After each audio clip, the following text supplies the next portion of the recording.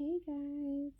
So I know it has been a while since I've filmed a video, but I am here to give you guys my traumatic birth story. So you guys have to excuse me, I'm looking a little rough. It's early in the morning, but I figured I do this now while it's still kind of fresh in my mind. Baby is about 3 weeks old. So I just really wanted to give myself time to heal up, and I really needed some time to recover before I started filming. But please excuse me, baby is right here. So if I'm talking a little bit quiet, I'm sorry, but um, I just don't want to wake him up. So where to start? Okay, so um, if you guys have been following my journey, I know I haven't really posted a whole lot during this pregnancy, but I did have the HG again, which is the hyperemesis, which is just when you throw up continuously. And then I also got gestational diabetes as well. So, because of that, they were monitoring my pregnancy very closely, and basically they were saying that he was getting too big. So, at my 36-week ultrasound, they measured him to be weighing about 8 pounds 2 ounces. Now, keep in mind, ultrasounds, especially in the third trimester, are very, very off. They could be off by up to 3 pounds, is what the doctor had told me, which to me is like a little ridiculous, but whatever. So they had measured him to be weighing about 8 pounds 3. So they were saying, okay, he's getting too big. We need to monitor how big he's getting, because at that point he was like in the 97th percentile as far as like his head, his body, everything. So they decided that they were going to induce me at 39 weeks. So at 39 weeks, they had me go into the hospital. So this was Monday, May 24th. So I went in, I had to be there at 8 o'clock in the morning. I had to go get my COVID test the day before and all that stuff. So I went in at 8 o'clock in the morning, and as soon as we got there, everything was fine. They checked us in. I had to get dressed. I went into our little gown and stuff, and excuse me. Sorry, new mommy, gotta all over again. So anyway, so they checked us in. I went into what's called a pre-op room. So that's basically like they're just monitoring. There was other ladies there who they weren't sure if they were in labor, or some of them were having planned C-sections, things like that.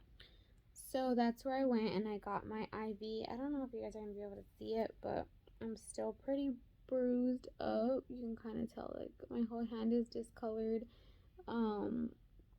This wrist is like has like permanent scarring from like the horrible IVs that I had.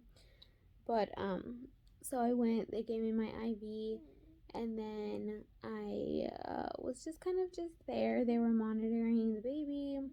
He looked good. I was having some contractions on my own. And keep in mind, I was actually there like 3 days before having contractions, and they sent me home because they said I wasn't dilating. So anyway, so I was there. I was having some contractions on my own, and then they came in, they checked me, and they said I was about 2.5 centimeters dilated. So I was like, okay, that's good. Like, that's a good place to start. So from there, they decided to go ahead and move me into a labor and delivery room, where they would start my Pitocin, and they told me that they were going to do what's called like a Foley balloon. So basically what that is like, it's like a little balloon that they put inside your cervix, and that's going to help to like stretch it out to a full 3 centimeters. Now, when I got into my room, the doctor came in, introduced himself. My nurse came in, introduced herself, and they tried to get the balloon in right away, and it was like my body was just rejecting it. He said that it was just not going through, and he was like, you know what, you're basically almost at a 3 anyway, so this isn't really going to do anything. So they opted out of that, and they just decided to start my Pitocin. So within like, a few hours, of me getting there, I was already in my labor and delivery room, so they decided to set up my Pitocin. And this was probably around noonish. Because that whole time from like 8 o'clock in the morning till like 11, 12 o'clock, I was in that pre-op room where they were just monitoring me, monitoring the baby, making sure his heart rate was okay, and all that stuff. So then, when they started my Pitocin, they started it really, really slow, and I kind of noticed that they were increasing it by 3 every time. So it started at a 3, then she moved it up to a 6, then, she moved it up to a 9, and I was like, okay, so it's slowly going up. So as my contractions started, I was okay. I was breathing through them. I wasn't really, doing too bad. The anesthesiologist came in and he explained to me, like, all the different types of anesthesia, and when I wanted to get my epidural, he's like, you're already 3 centimeters, so anytime you want to get it, just go ahead and let me know. So I was like, okay, and he was like, but I do have a C-section that I have to go do. He's like, so I'm going to be on for the next hour. You think you're going to be okay? And I was like, yeah, that's fine. Like, I'm pretty sure I'm going to be fine. So they went ahead and they increased my Pitocin up to a 12. Now, I feel like at that point is when I started to feel, sorry, baby's moving around a little bit. At that point is when I actually started to feel my contractions, and they were starting to get painful. So I was like, okay, like this is starting to get, intense. Thankfully my wife was there with me the entire time, and she was a rock. She was amazing. She was a little nervous because she kept feeling like she was in the nurse's ways, because they were like, in and out, just checking. But I reassured her. I was like, everything is fine. I was like, you're doing great. And she told me, the same. So, probably, I want to say it was around 3 o'clock. I started feeling very painful contractions. And then they started noticing that the baby's heart rate was going down. So it was like the first time that it happened, it was actually kind of scary because the machine was showing like my contraction went up and then his heart rate just dropped like dramatically. And when that happened, it was like a flood of nurses just kind of rushed in. It was probably like 4 or 5 of them.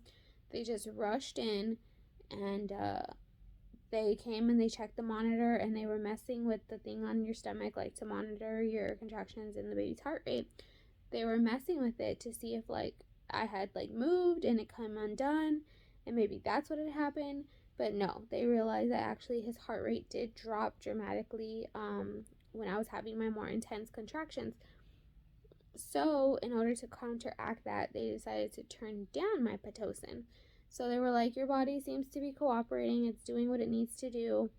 So we'll go ahead and turn down your Pitocin a little bit. So they started turning it down again by 3. So from 12, they went down to 9. And then they kept monitoring him. I had a nurse in there the entire time. For like 2 hours, she was in there just kind of watching me. And at this point, it's like almost 5 o'clock. And there's really no sign of, much of anything. I had a doctor check me again, and they said I was still at like a 3.5. So at this point, like I said, it was like when they checked me, it was when my baby's heart rate started going down. So it was probably around 3 o'clock. Now fast forward to about 5:30. At this point, I was really feeling my contractions. Okay, sorry. So anyway, so at this point, I was really feeling my contractions. They were painful, and I was like, starting to, sweat and cry through them. But I was still holding on. I still hadn't gotten my epidural. I was still, determined to try to do it as naturally as possible until I really couldn't do it anymore. So at this point, it was like, give or take, I didn't have my phone with me anymore, so it was like give or take maybe like 5:30, maybe 6. And the nurse came in and she was like, you know what, I'm gonna set up the bed for the baby. And she was basically taking out all of the stuff because she was like, you know what, your contractions are really intense. Baby is, the heart rate was still dropping at this point. Keep in mind, it wasn't dropping as drastically, but it was still dropping every single time I had a contraction. So she was assuming that it was like baby was already like fully engaged coming down the birth canal. That's what she was assuming.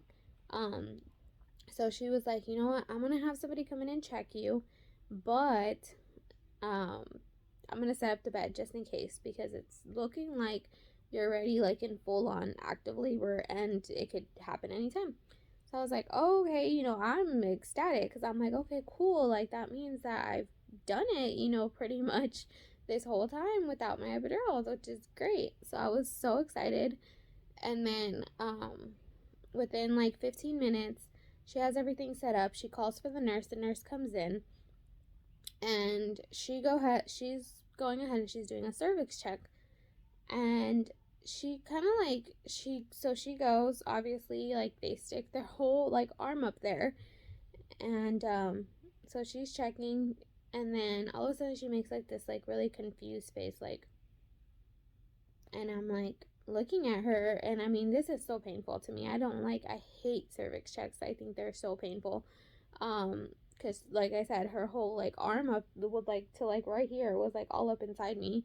And that is super painful, especially when you're having contractions at the same time. So she makes like this really confused face, and she looks over at the nurse that's been setting up my room that I've had since I got there, and she's like, something doesn't feel right. And as soon as she said that, I just remember like looking at my wife, and I was like, what does she mean? Like, what is she talking about? Like, she's not explaining anything. And keep in mind, guys, the whole time that the baby's heart rate was dropping, I had told my wife, I told her from the get-go, I was like, something's not right. Like, his heart rate is not supposed to be dropping like that. I've had a baby before. I know for a fact his heart rate is not supposed to drop like that. So when it was dropping, it made me really, really nervous. And I just told her, I was like, something is not right. So when she said that, she just said something doesn't feel right, I automatically got like this sinking feeling, like maybe he was breech, maybe he was sideways, maybe something was like going on.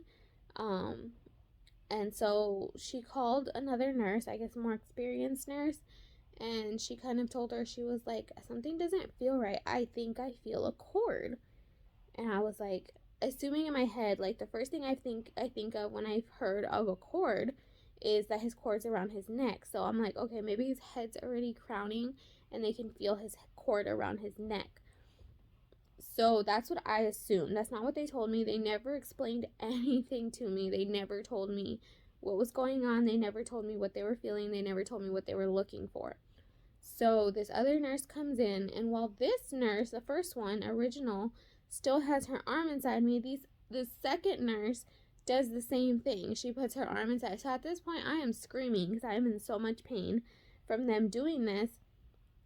And they're telling me, you need to calm down, you just need to breathe. And I'm like, well, this hurts. Like, you guys both have your arm inside me. I'm having contractions. It hurts. So the second nurse comes in and she does the same thing. She's doing the cervix check. And she's feeling, and then the girl's like, do you feel, or am I wrong? What's like, am I wrong? And she like looks up, and this is like the moment that I froze. Like, I got so scared.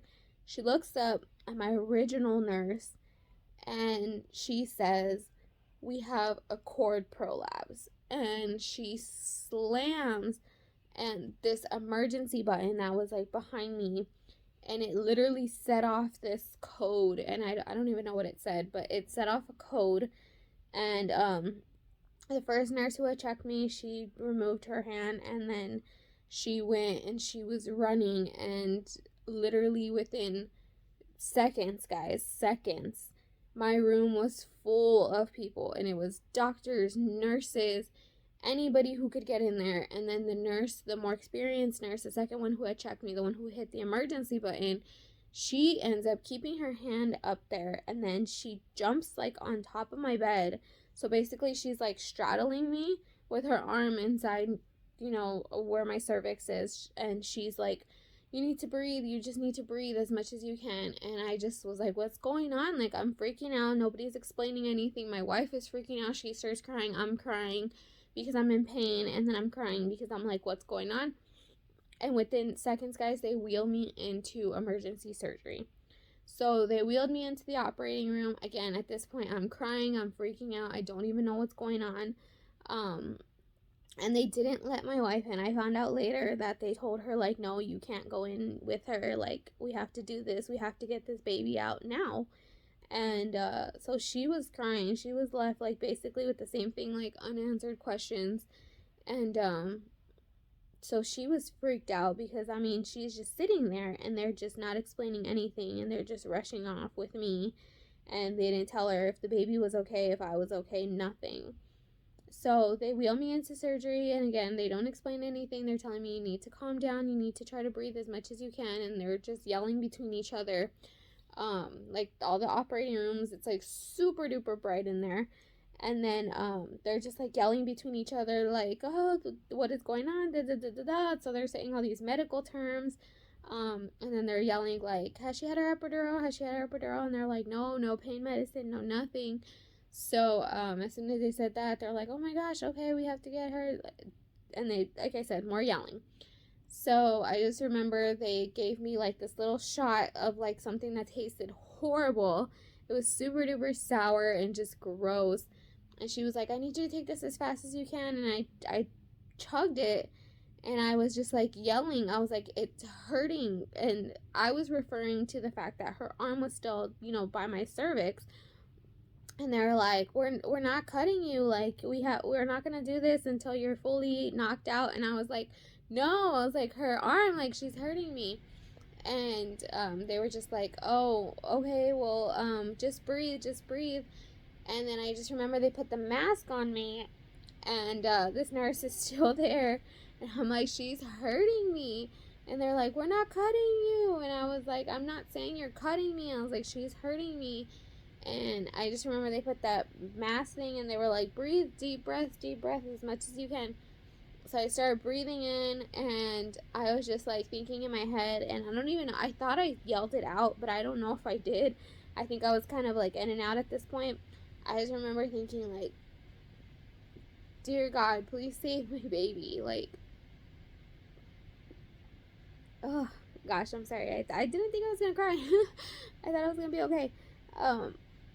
So I don't know if I yelled it out or if I didn't, but I just remember, like, in my head, I was like, dear God, please save my baby. Like, please just make him okay. So,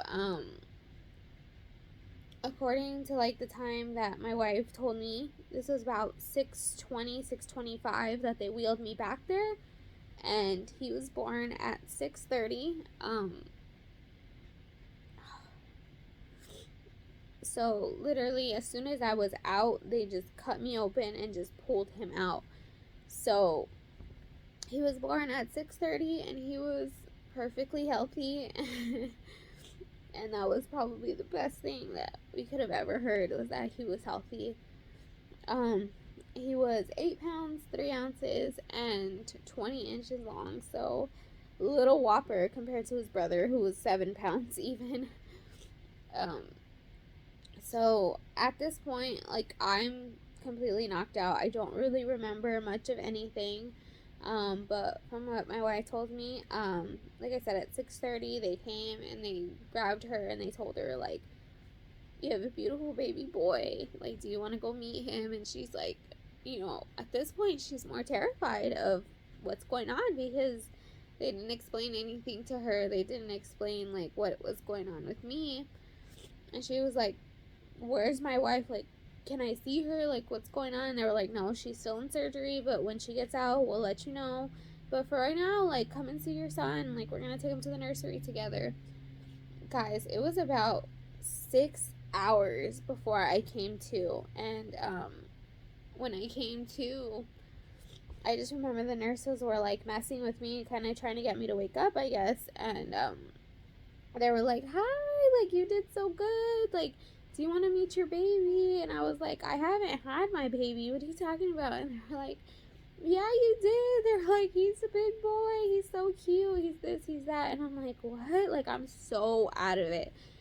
And they finally let my wife come in, and she comes in and she's crying. Like, you can tell, like, she's been crying. And with her, the nurse comes and she wheels in this little tiny thing, and I'm just like, oh my god, like, did we really have him? Like, I am so confused. And so I'm like, oh my god, like, this really happened. And so she was like, yeah, she was like, you've been out for like 6 hours. And I was like, what?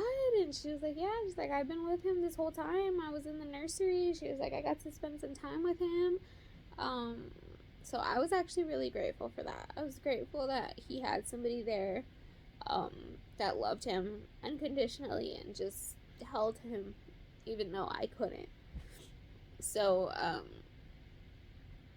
yeah, so I came to, they explained, um that he was okay, that he was good, that he was healthy, and that I did okay in surgery, even though later on, like, I really didn't.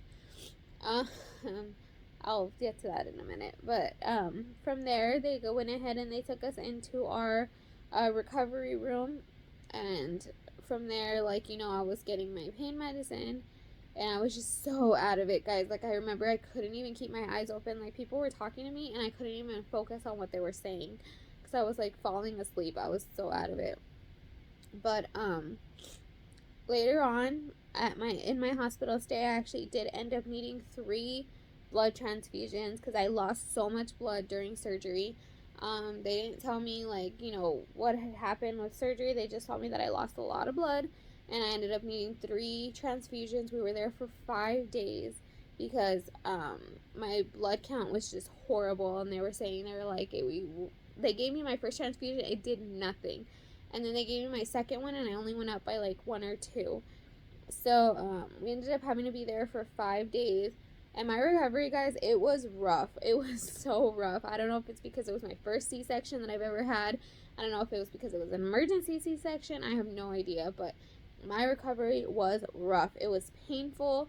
Everything just felt like it was miserable. I couldn't, like, go to the bathroom. Everything just hurt so bad.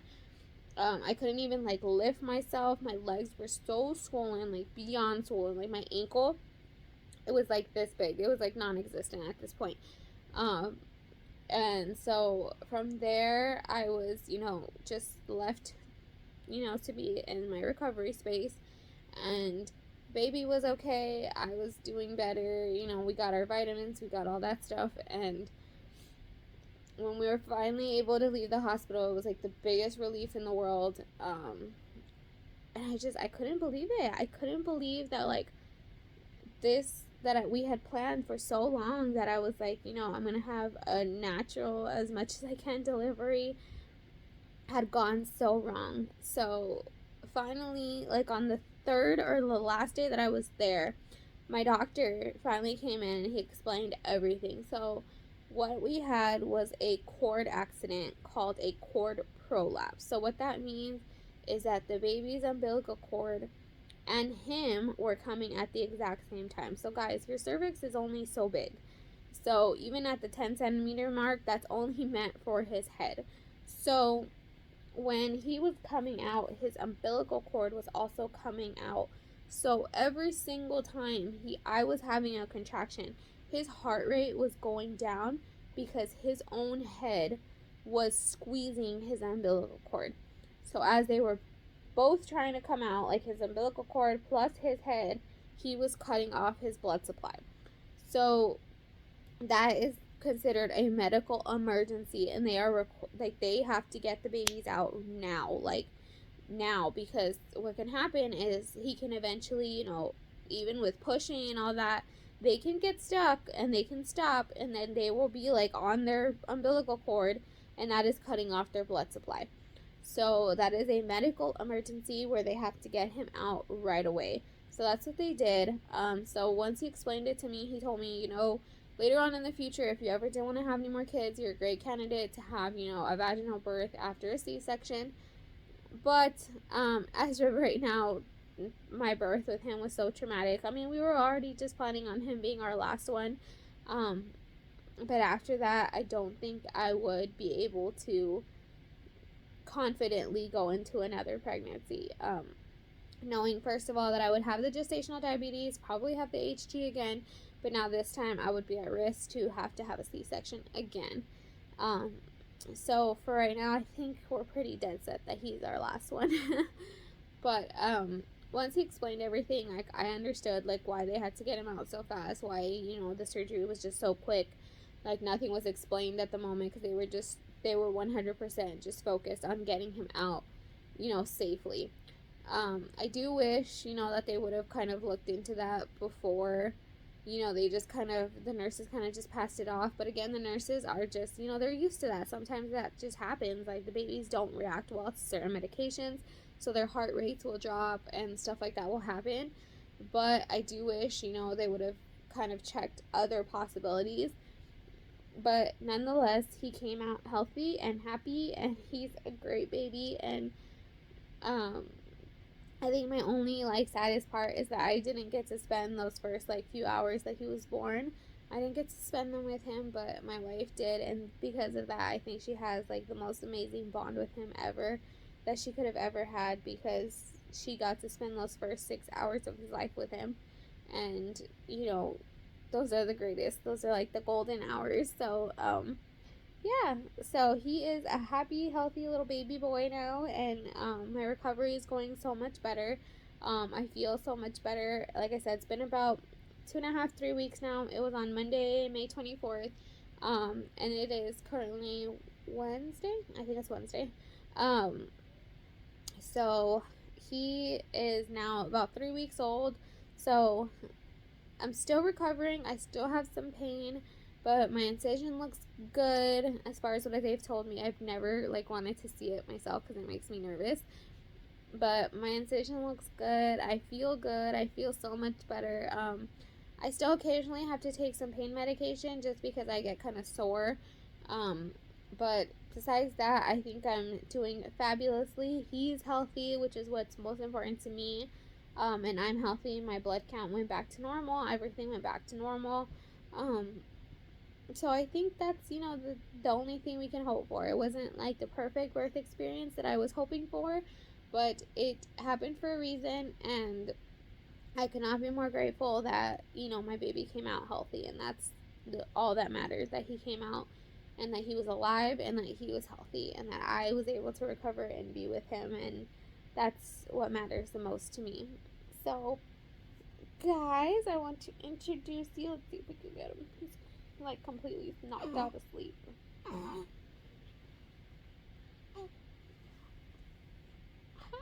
Say hi! Say hi, everybody! Guys, this is my little baby. This is my baby boy. This is Roman. His name is Roman Axel.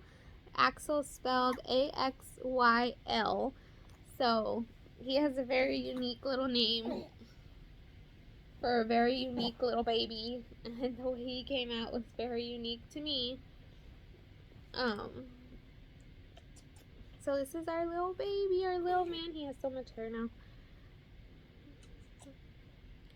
So yeah, guys, that was our crazy birth story. He's smiling. What's so funny? What's so funny? I'm telling everybody how you came out like a crazy person. So yeah, guys, that was our birth story. If you guys have any questions or comments, please leave them down below. And we will talk to you guys in our next video. Bye, guys.